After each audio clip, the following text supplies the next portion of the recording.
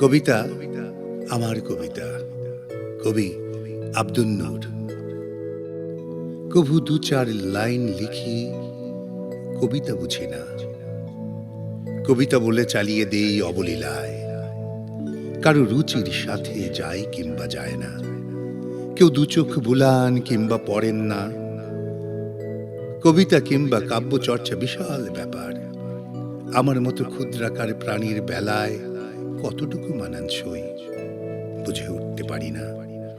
তবুও লিখি, কেউ পড়ে, কেউ পড়ে দেখে না। আমি কবিতা পড়ি, গল্প পড়ি, এতটা বুঝি না। আমার লেখা কবিতা সবাই বুঝবে তা চাই না।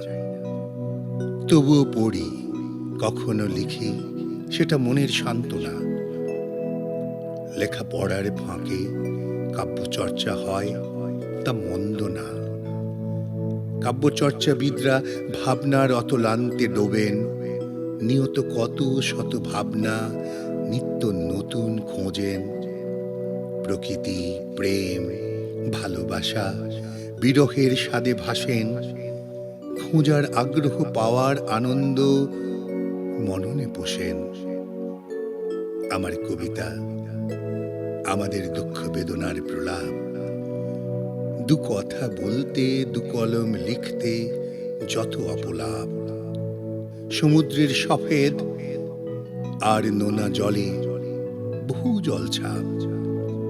শৈশবের দুরন্তপনার মতো অদৃশ্য বৃত্তের উত্তাপ। আতে আমি, আতে আমৃত্যু, আতে আদর্শবান। কতে কবিতা, কতে কলম, কতে কাননে কানন। বতে বসন্ত, বতে বসুন্ধরা, বতে বায়ুতে বুনন। ততে তপস্যা, ততে তাপস, ততে তথ্য তাতান। আমি কবি, আমার কবিতা, আমাদের কাব্য রস, দু পশলা বৃষ্টি স্নাত কোমল ভোরের স্নিগ্ধ পরশ।